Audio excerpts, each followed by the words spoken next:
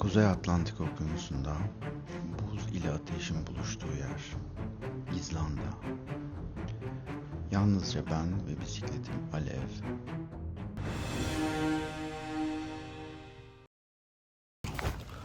Altıncı gün sabahından merhaba. Bugün gerçekten güzel uyumuşum. 10 saat 10'da uyandım. Şimdi hazırlıklarımı yapacağım. Ufak tefek bir kahvaltı, çadırı toplamaca. Sonra yola çıkacağım.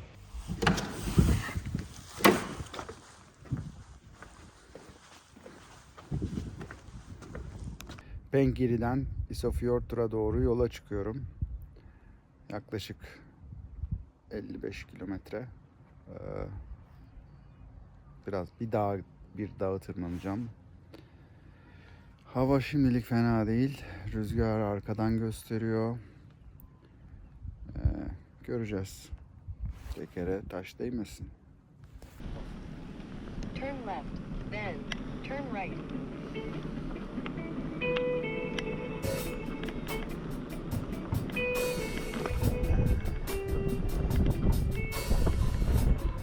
Burada gördüğünüz bu kasabadaki tek benzin istasyonu, bakkal ve restoran, yani all in one, saat 8 dedim mi de kapatan, alışveriş yapabileceğiniz tek yer.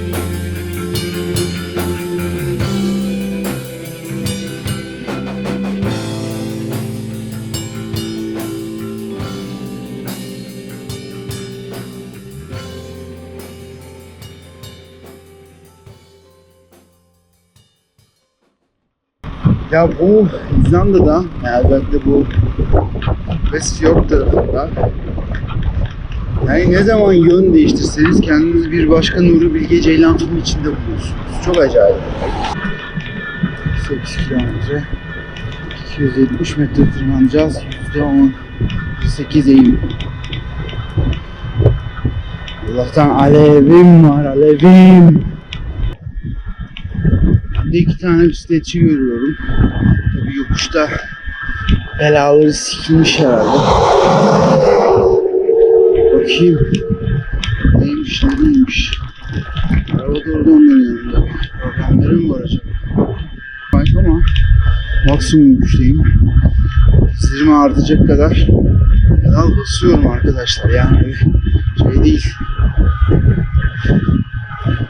Gaza bastığım motosiklet değil yani. Ama tabii bu arkadaşların acısını çok net hissediyorum. Hello. Hey guys. You want some gummy bears? Thank you. All right, have a good trip. Thank you. Bye bye.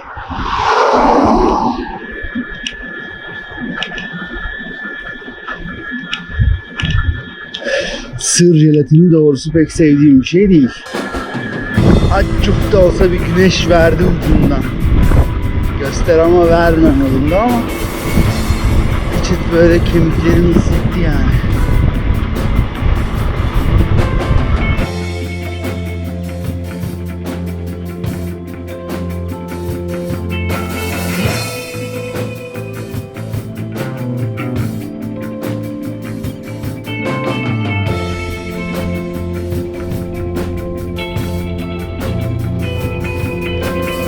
Tabii her çıkılan yokuşun bildiğiniz üzere bir de inişi var. Şu an inişe geçtik.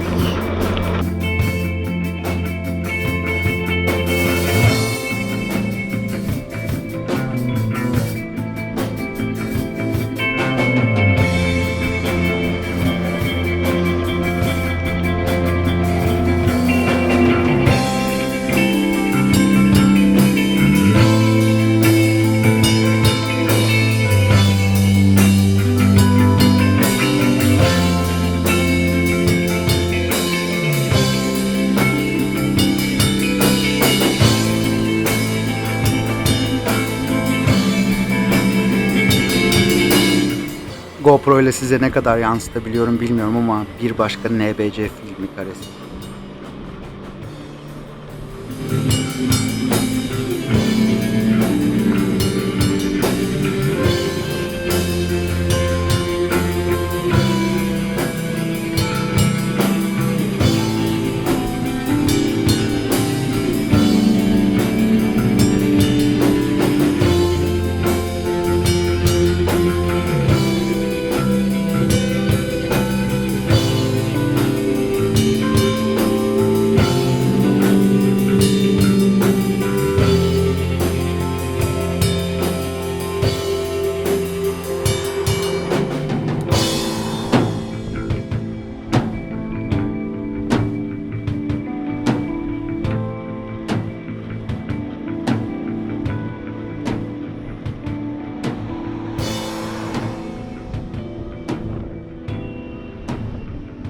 Şimdi restoran kurdum. Hem biraz şarj hem bir şeyler atıştırmaca. Yani Kınav hazır çorbaları nereye kadar?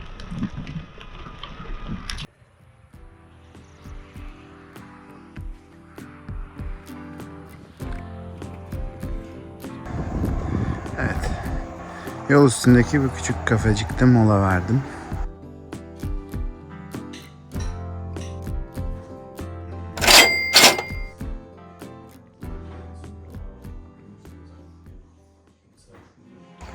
Gayet güzel bir sebze çorbası içtim, yanında pankekimsi tereyağı, pankek ve tereyağı getirdi. Ekmek niyetine. Güzeldi. Şimdi İsofroydra doğru devam edeceğim. Yaklaşık 10 kilometrelik bir tünele gireceğim. O yüzden rüzgar falan çok umurumda değil ama tünel bakalım, umarım ışıklı ve düzgündür.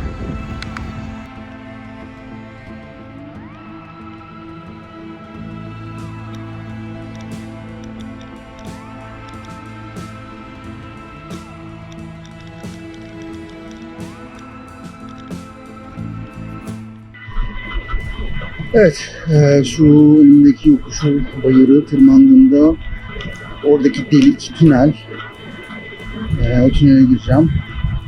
Açıkçası başka alternatif yok. Belki keçi yolları vardır, bilmiyorum ama yani 30 kilometre yani keçi yoluna uğramayacağım. Hele dağ tırmanmalı.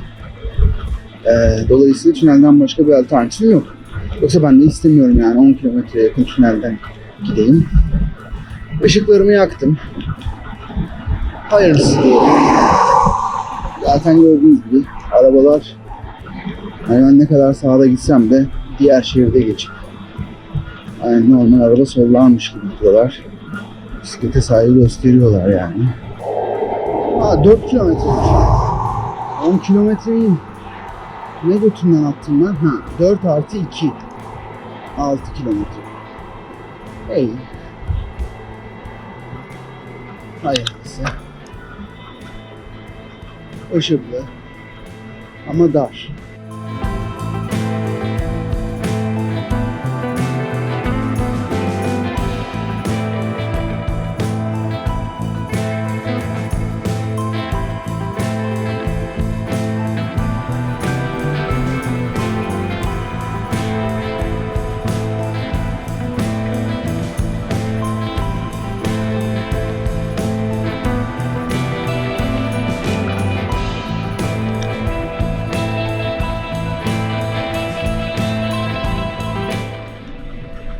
Vay anasını sayın seyirciler. Ağlamak istiyorum şu anda.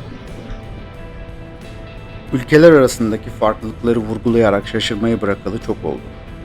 Ve bu farklar üzerinden kendi ülkemi yerlemeyi de hiç sevmiyorum.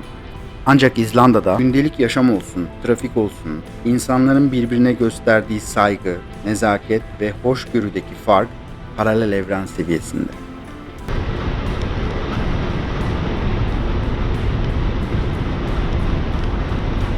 Abi durup bana yol veriyorlar ya. İnanamıyorum ya.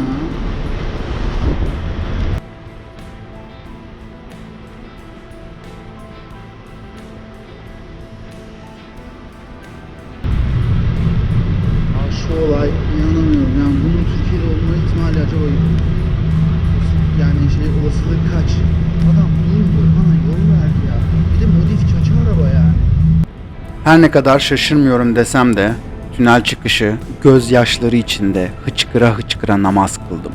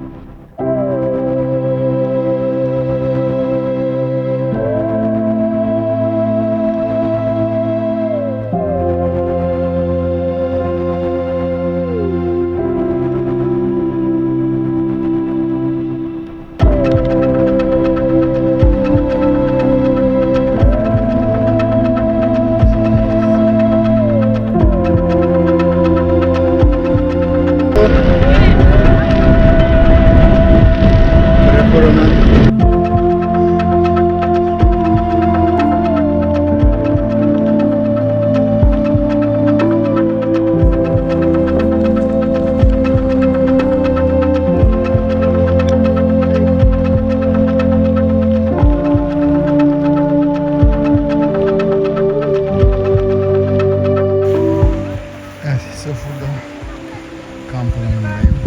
Muhteşem güzel bir yer. İçinden küçük bir akarsu geçiyor. Çadırımı kurmaya başladım. Şurada şöyle bir masa var. Bir komşum var. GS 1200 var. O yüzden zaten 1-0 önde benim için. Sanırım geleceğim. Geleceğimi mi gördüm acaba ya? Olabilir mi ki? Hadi bakalım çadırı kuralım.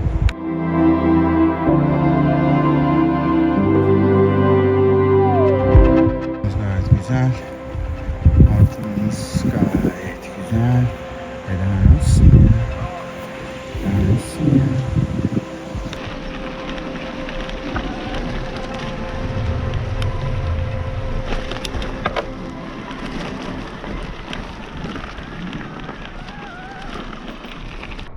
Gezegenlerin hizalandığı, zamanın büküldüğü o an. Şunu görünce, güneşi de görünce hemen koştum marketten, kaptım barbeküyü. Ateşliyorum diyeceğim. Ekon mangal neredeyse hazır.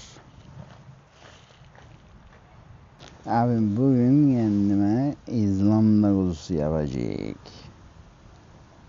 Bakalım nasılmış İzlanda kuzusu. Kuzucuklar on the fire abim. Bir şeftali değildir ama. Evet, yok şartlar sofrasına hoş geldiniz. Mangalımız, kuzumuz, mezemiz tabi. Ne eksik? Rakı eksik tabi. Bira da yok. Yapacak bir şey de yok. Evet, İzlanda kuzusu gerçekten güzelmiş. Yani kuzu işte. Mezelerimizden patates salatası bayağı iyi. Bonus marka. Bonus bunun süpermarketler zinciri bizdeki BİM kalitesinde sanırım en ucuz olanı. Ama mezesi bayağı iyi yani. Ya da ben çok açım bilmiyorum. Evet, mangal benim için beni hayatta tutan, hani yaktığım oksijenin anlamlı kılan bir şey. Pek et yemiyorum ama mangal için, yani hayat boyu mangal yiyebilmek için az et yemeye çalışıyorum.